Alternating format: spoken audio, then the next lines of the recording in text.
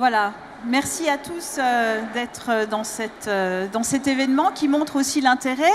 Et là, on va élargir le sujet de la formation à non pas uniquement les collaborateurs internes, mais aussi l'entreprise étendue. Ça concerne les partenaires, le réseau de distribution et bien souvent les clients.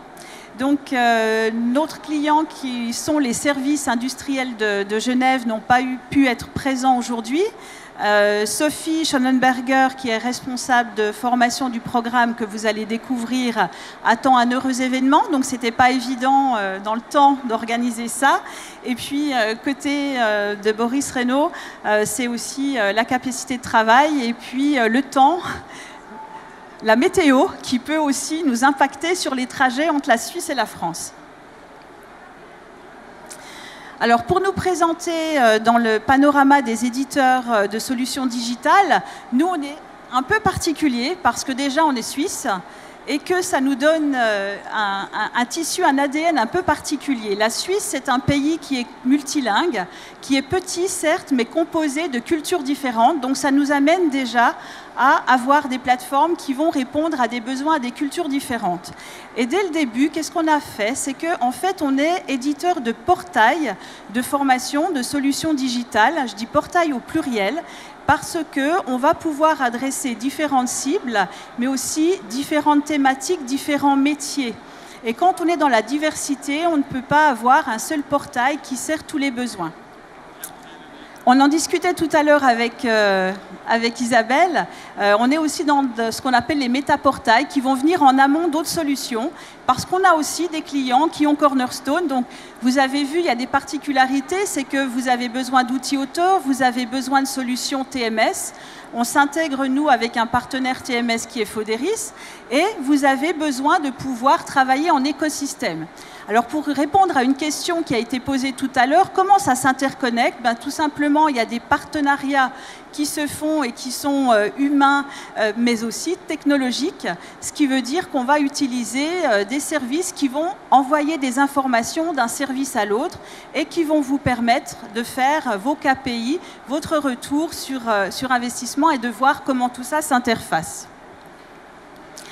Les services industriels de Genève. Donc, on est, pour donner le parallèle en France, c'est EDF de la région romande. Que fait les services? Donc, on est dans le traitement des eaux usées, mais aussi le traitement des déchets. On va dans des services du domaine énergétique et ça débouche même sur les services de télécom. Et l'idée, c'était au niveau de la consommation à Genève, de pouvoir réduire la consommation d'électricité, d'aller aussi dans des énergies plus renouvelables. Et donc là, le public externe de professionnels, ce sont des indépendants, ce sont des gens qui sont des électriciens, des plombiers, des chauffagistes et des gens qui vont, au niveau des bureaux d'études aussi, amener des nouveautés. Donc c'était de faire travailler aussi en synergie, d'informer et de former ce public-là, qui n'a évidemment jamais le temps, encore moins qu'un collaborateur interne, on est bien d'accord. Le contexte, c'était au niveau du programme ECO21 qui est cette sensibilisation, qui était un programme au départ très présentiel de pouvoir amener plusieurs formations en ligne, de réduire toutes les contraintes logistiques parce que ces publics n'ont pas le temps de venir en formation présentielle. S'ils sont en présentiel, ils ne peuvent pas installer, donc ils perdent de l'argent. Donc c'était faciliter tout ce processus de mise à disposition de l'information et de la formation. C'était aussi toute la communication, l'avancement pour voir qui se forme effectivement, pouvoir mesurer les résultats et puis couvrir à plus large échelle dans le canton, mais aussi favoriser l'émulation et la collaboration entre experts pour amener des solutions, parce que les solutions, elles viennent aussi du terrain. Les bonnes idées, elles viennent aussi de ce public-là. Alors, je vais vous faire découvrir le témoignage ici de SIG.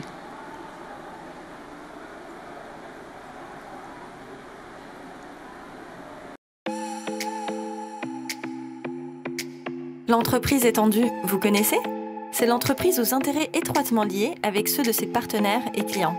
Dans la formation, il s'agit de former non seulement les salariés, mais aussi le réseau de distribution, les clients et même les prestataires et autres partenaires. Pour mieux comprendre, nous sommes allés à la rencontre de Sophie Schonenberger, responsable formation, et de Boris Reynaud, responsable unité solutions techniques du programme ECO 21 au SIG. Le programme ECO 21 est le programme d'efficacité des services industriels de Genève. Ce programme a pour but de faire baisser les consommations d'électricité ainsi que les émissions de CO2. Ce programme se base sur les compétences d'acteurs professionnels que nous avons mis en réseau, tels que les électriciens, les chauffagistes, les bureaux d'ingénieurs qui réalisent des actions chez nos clients.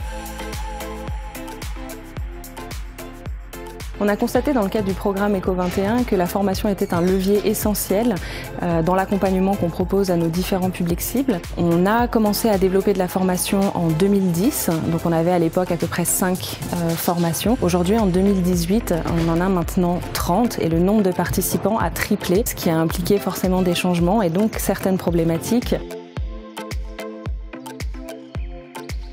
Elle nous a tout d'abord permis de faciliter la gestion administrative de nos formations, qui était une de nos principales problématiques, à travers les inscriptions directes en ligne et l'envoi automatique de différents mails ou SMS en fonction du besoin. On a également pu faire évoluer notre formation vers du blended learning, donc avec des formations à distance et des formations en présentiel. On a pu développer aussi la partie communication, avec des communications ciblées en fonction de nos publics cibles ou des métiers. On a également la possibilité de pouvoir étendre notre offre formative puisqu'on est sur également du contenu e-learning qu'on peut mettre à disposition sur cette plateforme-là. Et on est également encore en train d'étudier de nouvelles possibilités, c'est-à-dire la gestion, entre autres, de nos réseaux de partenaires à travers la plateforme de Moss. Vous l'avez compris, l'entreprise étendue, c'est vous, vos collaborateurs, vos clients, vos partenaires, vos prestataires. Vous pouvez proposer vos formations quand et à qui vous voulez grâce au Digital Learning. Et vous, quand est-ce que vous passez au Digital Learning ? Maintenant, un mot sur le dispositif. Donc, c'est un public actuellement de 2000 professionnels. Les particularités, c'est que notamment le portail, donc c'est un peu comme un site web et qu'il va être enrichi pour déjà donner quelque chose d'appétissant qui donne envie de s'inscrire et de rentrer dans le programme. Après, on va avoir un catalogue et on est dans un mode un peu particulier qui est en lien avec en bas le business model qui est adapté aux clients, c'est-à-dire que cette plateforme, elle est ouverte à tout professionnel, donc potentiellement un grand nombre de personnes sur le canton. Et si on est sur un business model classique, pour le client, il ne peut absolument pas se payer des licences actives traditionnelles. Donc on est sur un mode comme ça, invité, qui permet de consulter des formations. Et puis une fois que le visiteur va vouloir choisir un programme, là il va rentrer dans un mode apprenant et accéder à d'autres fonctionnalités, d'autres moyens dans la solution Blended Learning. Donc ça se compose de digital, présentiel, Patrick. Quand il s'inscrit, il doit payer ? Non, c'est un programme qui est gratuit, qui est fourni par les SIG, mais qui permet justement de calibrer aussi, selon les profils, il y a différents programmes, et les utilisateurs vont s'auto-inscrire dans la plateforme et puis avoir accès et pouvoir ensuite choisir leur formation. Il y a un processus de validation par l'administration des SIG qui valide le profil de la personne et puis qui va automatiquement, en fonction des renseignements, l'inscrire sur le bon cursus. C'est la plateforme qui, selon le profil renseigné, va donner accès aux formations. Et puis en termes de communication, donc c'était important de mettre ensemble des experts, des gens du terrain. Donc on a des fonctionnalités de blog où les gens peuvent répondre à des articles. Et ce qui était aussi essentiel, c'est le marketing autour de tout ça, puisque là, on touche l'externe. Un conseil, c'est pensez-y aussi en interne, c'est la même chose. C'est comment vous allez marketer, faire la communication sur votre portail. Et là, c'est tout un plan de communication qui a été mis en place, avec des annonces aussi sur le site web, mais aussi sur la plateforme, des notifications, et vous l'avez entendu, des SMS. Parce que là, le public cible, son moyen préféré de formation, c'est le smartphone, parce qu'ils l'ont toujours dans leur poche et que quand ils doivent attendre un petit moment, ils patientent en s'amusant sur leur smartphone avec la formation. Élodie, on a vu précédemment le concept au Galeries Lafayette de Atawad, Anytime, Anywhere, Any Device. Est-ce que votre portail est accessible de n'importe où, n'importe quand et sur smartphone ou autre en fonction de l'équipement du professionnel ? C'est exactement ça, parce que là, on ne sait pas derrière quel va être l'équipement, quelle typologie de système, iOS, Android, Windows, etc. Donc, on adresse toutes les typologies. Et ça, c'est un défi, mais on a l'habitude depuis quelques années de le faire. Et vous allez me dire, à quoi il ressemble ce portail? C'est l'objet de la slide suivante, où vous allez voir le teaser qui a été préparé justement pour être mis à disposition de ce public qui peut, avant d'entrer dans le portail, le visualiser.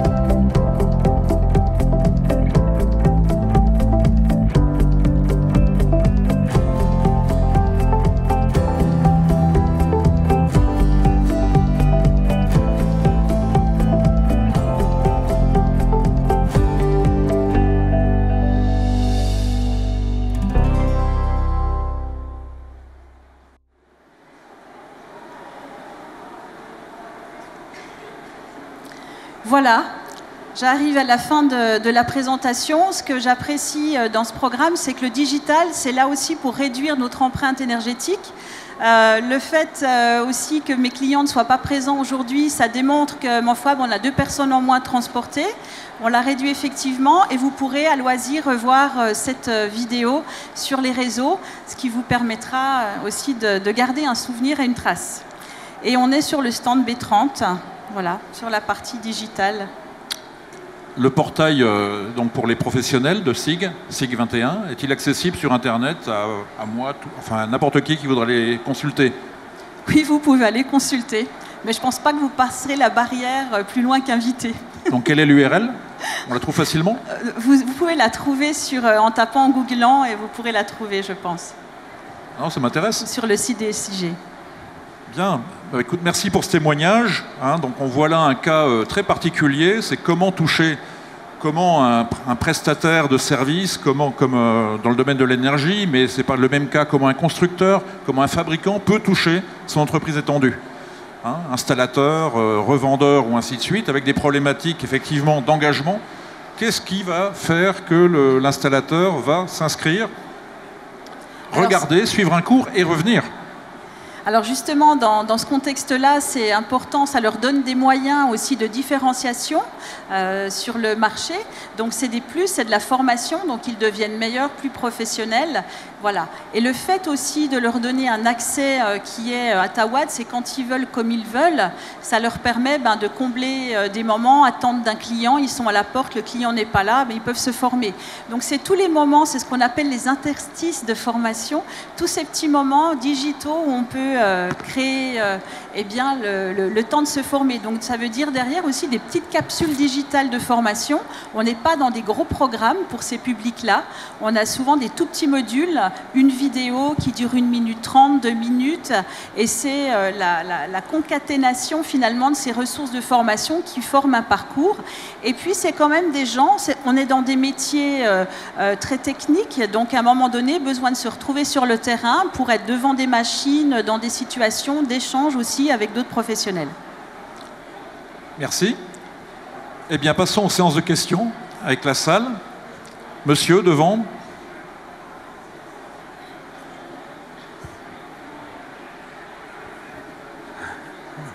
Une question pour Élodie, et plutôt pour rebondir sur la keynote de Jérôme Bruet.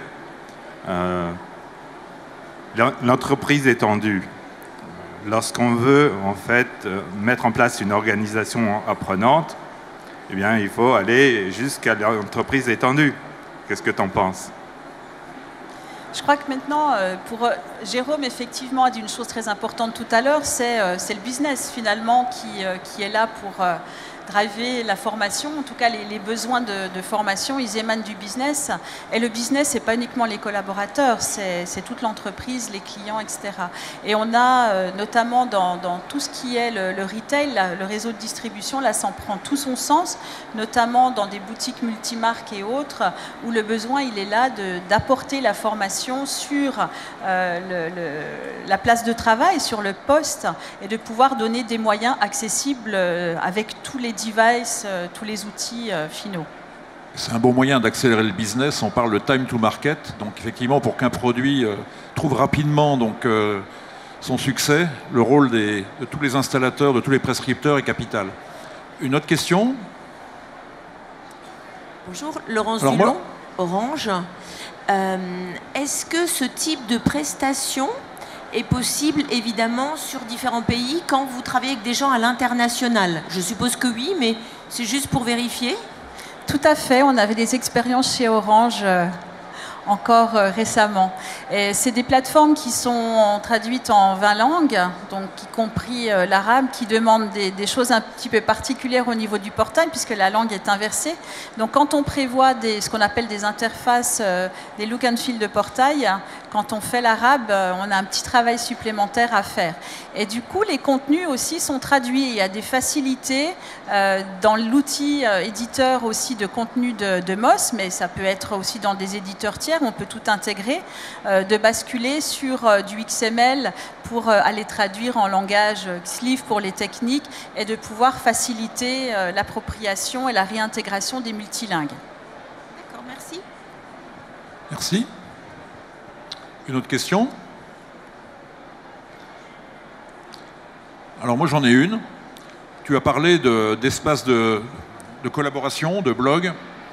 Quel est aujourd'hui l'effet effectivement de contribution, de collaboration? Est-ce qu'il y a des professionnels qui se sont saisis de l'outil pour créer du contenu, le diffuser, échanger avec leurs pairs? Alors, ce qui est important, c'est de lancer la machine et d'avoir un community manager. C'est super important d'avoir des gens qui animent votre portail, qui animent le réseau. Le portail, il peut s'animer un peu tout seul. On a notamment des choses assez sympas comme le saviez-vous, qui sont à chaque fois que la personne elle vient sur le portail, elle va avoir une petite information avec une question et une réponse. Comment on fait ça? Il trouve la réponse. Et on envoie aussi, ils ne se connectent pas forcément tous les jours sur la plateforme, donc on leur envoie aussi le saviez-vous par SMS. Donc c'est un moyen quotidien de leur rappeler ça, de maintenir l'intérêt, et sur les blogs, de contribuer, de leur envoyer aussi les informations qui sont intéressantes par rapport à leur profil. Tu viens de parler de community management. Effectivement, on connaît les entreprises qui de plus en plus, les formateurs ont un rôle de plus en plus d'animation de communauté. Est-ce que tu peux donner une estimation de la charge de travail de cette animation pour SIG 21? Je rappelle, c'est pour 2000 professionnels touchés. La charge, elle est assez légère dans le sens où il y a toute une batterie de questions, de réponses qui est conçue à la base, et on a dans le processus éditorial, on les paramètre et on les diffuse au fur et à mesure, c'est-à-dire que les annonces et les articles de blog, on peut définir les dates, donc voilà, on travaille par paquet. C'est pas que tous les jours quelqu'un doit réfléchir, ah mon Dieu, qu'est-ce que je vais dire aujourd'hui? On travaille sur un processus éditorial et on est sur une release mensuelle. Au début, on avait travaillé sur 3 mois et puis maintenant, on est sur de la release mensuelle. Question? Encore le temps de 2 questions. Monsieur? Oui, à propos de la collaboration, vous avez répondu qu'il fallait un community manager et animer. Et vous n'avez pas vraiment répondu sur est-ce que les espaces de blog où des experts sont censés s'exprimer, si j'ai bien compris. C'est des experts de SIG d'ailleurs. Est-ce que ça crée vraiment est-ce qu'il y a vraiment des gens qui viennent échanger sur des problématiques techniques, etc. Ce qui est intéressant, c'est que ce n'est pas uniquement les experts SIG. Au départ, c'est eux qui ont créé les articles sur des sujets intéressants. Ils apportent une dimension réellement intéressante au quotidien sur les pratiques, les méthodes de travail, donnent de l'information sur les nouveautés énergétiques, etc. Et les gens contribuent, viennent poser des questions. Donc là, ce n'est pas filtré, c'est en direct. Tout le monde peut écrire un article et rebondir dessus. Et c'est intéressant de voir l'émulation naturelle qui se fait.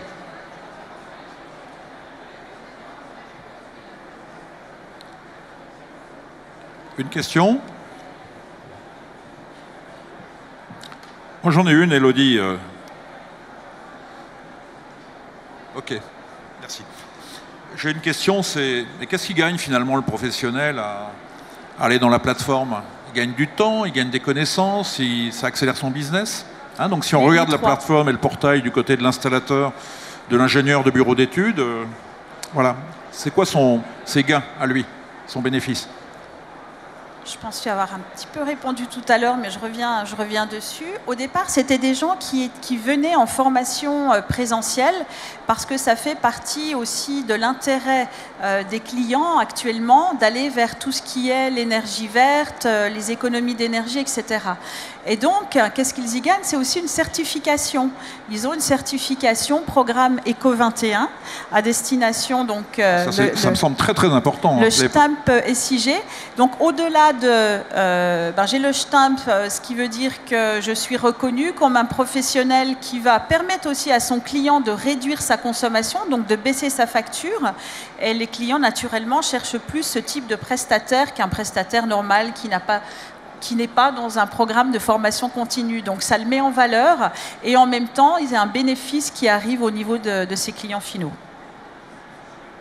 C'est effectivement la capacité de délivrer une reconnaissance, un label, même si ce n'est pas vraiment un label, c'est une auto-reconnaissance de SIG 21. C'est effectivement un argument qui va motiver effectivement le professionnel dans l'entreprise étendue à aller jusqu'au bout et à décrocher son petit bout de papier et de l'afficher très fièrement sur sa carte de visite. Et je pense que c'est une des complexités de la formation de réseaux de distribution ou de revente ou ainsi de suite, ou de prescripteurs, c'est effectivement comment les engager, c'était le titre de la conférence, pour que réellement ils ne fassent pas que 2-3 tours sur le portail, mais qu'ils consomment et qu'ils aillent jusqu'au bout. On envisage, là pour l'instant sur le portail, il n'y a pas beaucoup de gamification. Par contre, je pense que c'est aussi une voie qui est actuellement explorée, d'amener la notion de points pour aller dans des programmes et avoir ce niveau-là. Vous êtes Charlène? C'est où? On arrive à la fin de notre temps de parole, je pense, gentiment. Oui, écoute, merci beaucoup.